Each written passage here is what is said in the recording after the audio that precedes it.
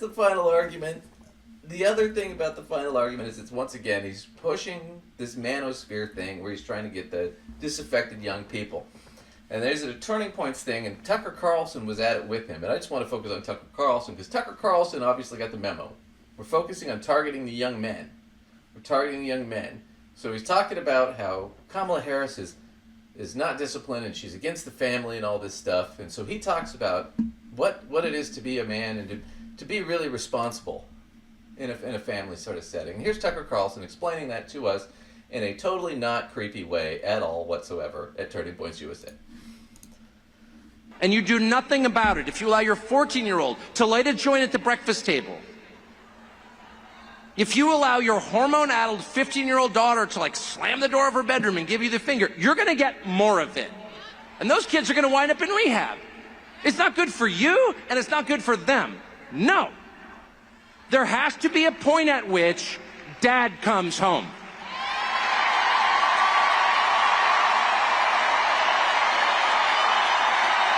Yeah, that's right. Dad comes home.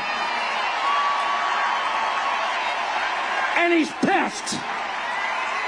Dad is pissed. He's not vengeful. He loves his children. Disobedient as they may be, he loves them. Because they're his children, they live in his house. But he's very disappointed in their behavior. And he's going to have to let them know. He's going to have to get to your room right now and think about what you did. And when dad gets home, you know what he says? You've been a bad girl. You've been a bad little girl and you're getting a vigorous spanking right now. And no, it's not going to hurt me more than it hurts you. No, it's not. I'm not going to lie. This is going to hurt you a lot more than it hurts me. And you earned this. You're getting a vigorous spanking because you've been a bad girl. And it has to be this way. It has to be this way because it's true. And you're only going to get better when you take responsibility for what you did. So not creepy at all whatsoever. Well, that just got super weird. like what is happening? He got really way too into that speech. Well, I mean, it started out. Way too into it. The premise is he's sitting there saying, "Look, the liberals are too radical. They're allowing trans people and gay people to have rights, and they want women to have abortion rights, and they want to legalize weed. No, it's time for Dad to come home. Donald Trump being Dad in this case, and discipline all them by calling them bad girls and giving them a vigorous spanking for some reason. So he turns this into like a sex fantasy for them. It's just weird shit." But that was the opener for Trump. Turning Points. All right, well, that's super weird. Go there, creepy ass shit, fascist shit. And it's interesting. I can see where some of that does play to the disaffected, non-college educated white guy that they're going for, right? This whole, you got to be a man and stand up. But why does it have to be a girl that we're spanking? First off. Because it's sexual. He's trying to make it sexual. But it's one of those things that just is creepy shit. But I wanted to close it on this. Well, it's either sexual or it's making sure to remind a person that women are below men and subservient and put them in their place. That's in there too. Yep. And here we're going to do this. And I want this. This was Sam Cedar on the Majority Report. He was talking about this too. And then they pulled up a clip from Hulk Hogan, who actually gives away the whole game.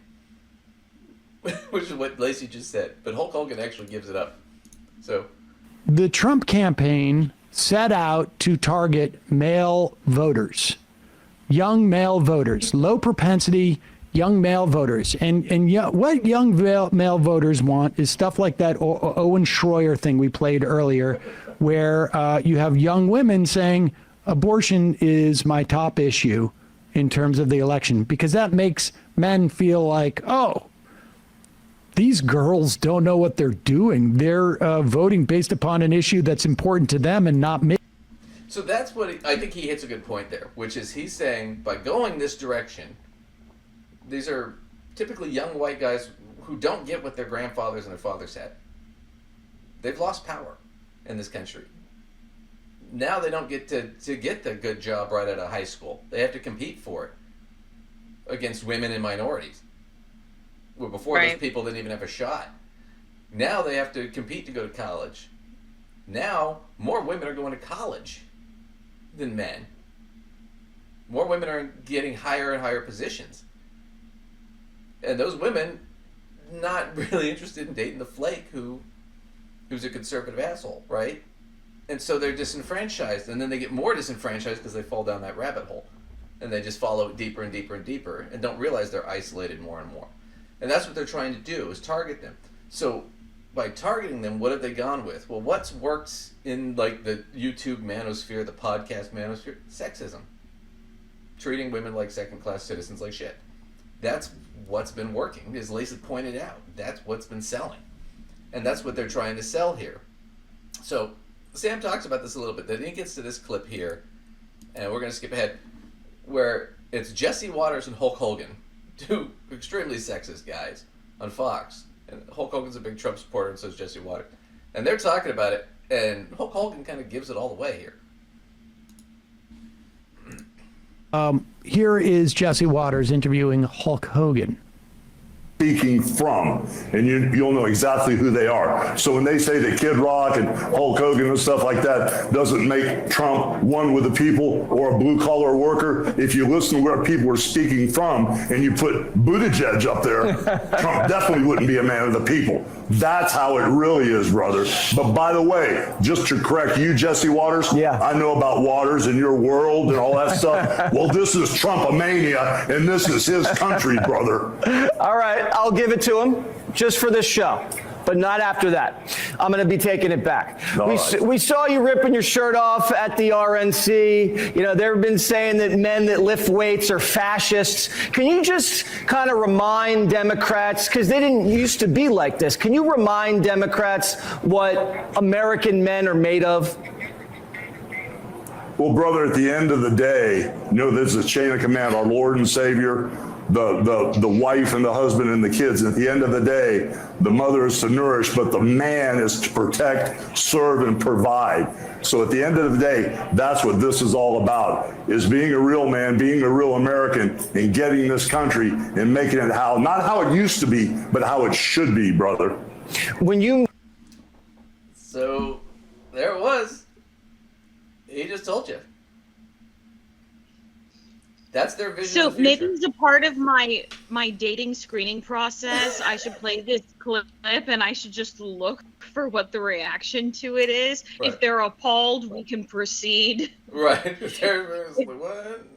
If they're not appalled, anything less than appalled is a no-go. Yeah, it's probably a no first date kind of thing, or no second date. Might as well leave it that way. But yeah, but that's what he's saying. He's saying that's their vision. That's part of the Trump vision. That's part of what they're selling, is this. There's a hierarchy, right? There's God, and then there's Donald Trump, and then there's the peons, right? But in the peon system, there's the man, and then the woman is subservient to the man. And then there's the kids. That's what they want. But that's the selling point. That's why. So if you're a disenfranchised young man, and you have a hard time meeting women, you have a hard time getting a good job, you know, things are difficult. You don't have the power that you used to have as a white man, right? And you hear all these stories, and you've been told this your whole life, that yeah, it's just a lot of it's just gonna happen. And then you get to the point where you're an adult and it doesn't. You're disenfranchised. You're upset. You've lost power in this world, and you're upset about it. And when these guys come through, yeah, we're gonna take it, we're gonna make it the way it should be, and take it back to the way it was, where women have to be subservient to you and have to do what you say, and they can't get divorced, and they don't have rights. And the abortion issue, like Sam brought up, why they're playing that and it plays well, is because the abortion issue is really about, do women have equal rights? And by taking abortion away, we're saying no, they don't. They don't have medical rights over their body. That's what this is about. This is not about protecting children or infants or any of that shit. This is about dominating women. And that's what Trump's message is about coming into the end. And why is it so pertinent? Because he's running against a woman. And that's why Jesse Waters has got Hulk Hogan on. And Jesse Waters has done a bunch of bits about real men don't vote for women.